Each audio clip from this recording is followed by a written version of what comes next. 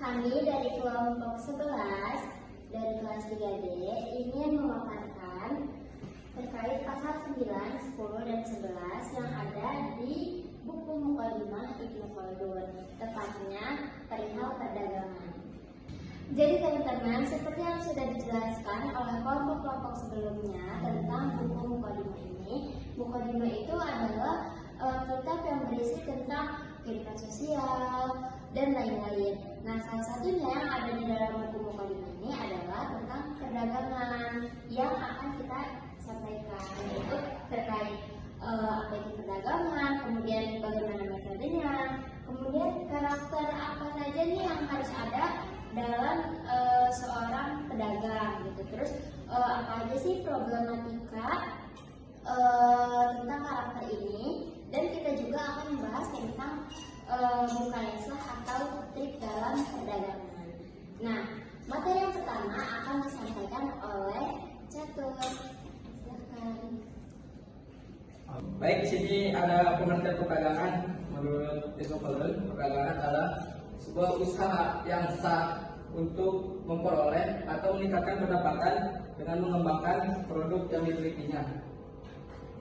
Ini sih yang sah secara sosial dan negara. Baik, di sini ada metode perdagangan. Di sini ada menimbun komoditi tersebut ketika nilai di pasar murah dan mengeluarkannya di kemudian hari ketika pasar membutuhkannya.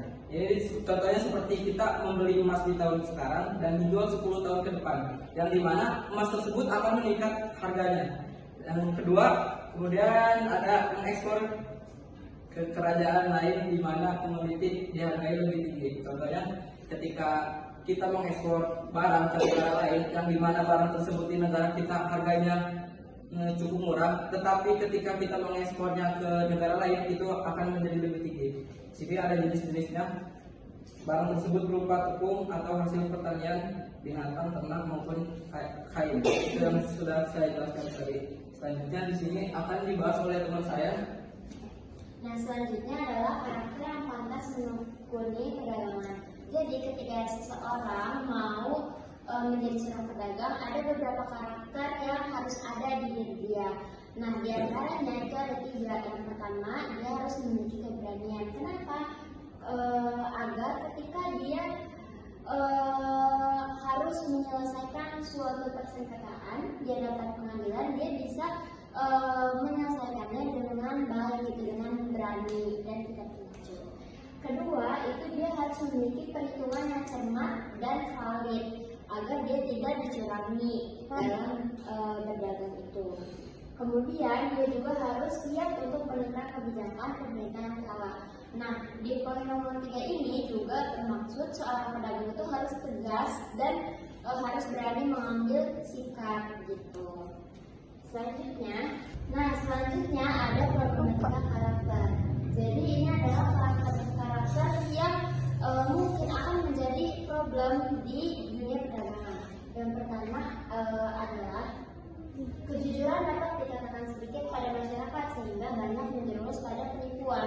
Nah, jadi tadi karakter yang harus dimiliki seorang pedagang adalah berani. Nah, ketika pedagang itu tidak berani ataupun tidak tegas, maka dia akan dicurangi oleh pembeli-pembeli yang tidak memiliki kejujuran seperti itu. Jadi karena kejujuran ini sangat minim di masyarakat, dan ini kan Ibnu Khaldun itu udah bahas dari berpuluh-puluh tahun lalu dan sampai sekarang tuh masih seperti ini gitu. Jadi emang dalam berdagang kita itu harus tegas dan harus berani biar kita tuh nggak dicurangin sama orang-orang yang tidak jujur tersebut. Terus, nah ini ya contohnya seperti pengurangan takaran. Nah, kalau pengurangan takaran dan timbangan itu dari si pedagangnya itu yang tidak memiliki kejujuran, dan itu sendiri yang akan membawa si pedagang itu kepada kehancurannya. Terus penundaan pembayaran yang berarti kerugian dan penalti sama pedagang tersebut. Jadi kan ada tuh pembeli-pembeli yang maunya kasbon, yang maunya ngutang. Nah, itu juga akan menjadi problematika dalam perdagangan, karena ketika banyak orang yang ngutang, itu juga akan menghambat pada modal, pada arus kas dan lain sebagainya. Terus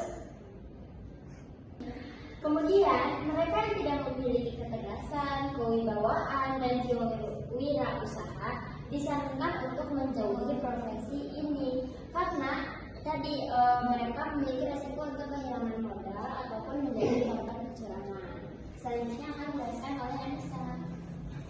Baik, selanjutnya itu pasal ke-11 yang bunyinya perilaku saudagar lebih rendah dibandingkan perilaku orang anak dan para penguasa. Mengapa bisa disebut demikian? Jadi pertama Ibnu Khaldun itu menjelaskan bahwa hal itu disebabkan karena kegiatan pedagang itu banyak melakukan jual beli yang dimana itu semua dipenuhi dengan trik pemasaran, lalu ada rekayasa untuk menarik pembeli dan juga mungkin memanipulasi sehingga barang dagangan cepat laku.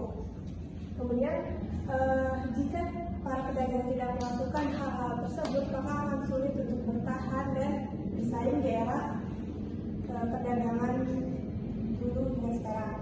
Akhirnya strategi dagang yang mungkin cenderung berlebihan atau manipulatif membuat itu menjadi hal yang biasa di antara sebagian para pedagang. Lalu kemudian apa hubungannya dengan perilaku para saudagar dan para pemimpin? Mengapa dikaitkan? Next. Jadi dalam Muqaddimah Ibnu Khaldun tertulis bahwa orang yang mempunyai bakat kepemimpinan cenderung akan menjauhi profesi ini karena itu adalah kesadaran dari orang tersebut untuk memiliki sifat-sifat keperwiraan dan kewibawaan serta kejujuran. Jadi maksud di sini adalah bukan berarti para penguasa itu lebih jujur atau selalu melakukan kebenaran dan mementingkan kepentingan halayak, tetapi maksudnya adalah karena orang yang memiliki jiwa kepemimpinan, orang yang berkuasa itu memiliki hal-hal yang seharusnya jujur itu adalah hal yang utama yang dia miliki. Kemudian jika kita lihat dari realitas pada saat ini membandingkan dengan pada zaman Ibnu Khaldun, mungkin akan kita temukan perbedaan. Jika pada zaman Ibnu Khaldun para pedagang itu posisinya lemah di hadapan para penguasa. Mereka dikenal dengan memiliki moral yang rendah karena tuntutan dagang. Tetapi jika kita melihat saat ini justru kekuasaan dan bisnis itu adalah dua hal yang jalan berdampingan. Mereka terjalin erat. Seperti kita lihat pengusaha yang menjadi pejabat pabrik dan juga para pejabat yang memiliki bisnis dijalin di seluruh area yang mereka punya.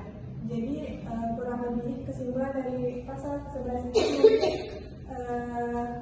jiwa kepemimpinan seseorang itu adalah kejujuran, sehingga para pedagang dulu adalah orang yang moralnya rendah karena tuntutan dari dunia perdagangan. Selanjutnya kesimpulan akan disampaikan oleh Prakti. Oke, jadi mungkin cukup sekian penjelasan dari kami. Kesimpulannya adalah perdagangan merupakan aktivitas ekonomi